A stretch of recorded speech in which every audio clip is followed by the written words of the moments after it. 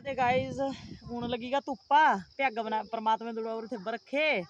ਤਾਂ ਘੁੰਮੇ ਕਿਤੇ ਚਰਖੇ ਇਹ ਲੱਗੀ ਪਈ ਤਿਆਰੀ ਹੁਣੇ ਘਾਟ ਹੋਣੇ ਦੀ ਇਹ ਦੇਖਾ ਤਾਂ ਹੁਣ ਤਿਆਰੀ ਇਹ ਵੇ ਤੇ ਢੋਈਏ ਘਾ ਉਹ ਦਿਨਾਂ ਦੇ ਵਜੇ 12 ਹੁਣ ਖਾਦਾ ਖਾਣਾ ਔਰ ਸੇਵ ਸਾਬਾ ਦਿਨਾਂ ਦੇ ਵਜੇ 12 ਕਨੇ ਘਰਾਂ ਤੇ ਨਿਕਾਲੇ 12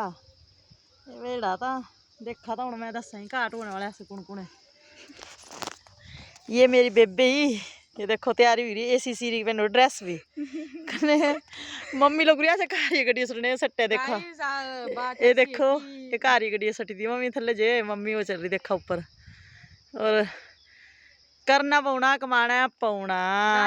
देखो कि इस शर्ट से जो बोलते हैं ना गुम्बर में गुम्बर वो नहीं लगते तो उसको बचने के लिए मैंने ये पहनी है। चलो तो साओ अपना गांव दस लो देखो हमारा गांव है थी थोड़ा जाइए कने दिखा जो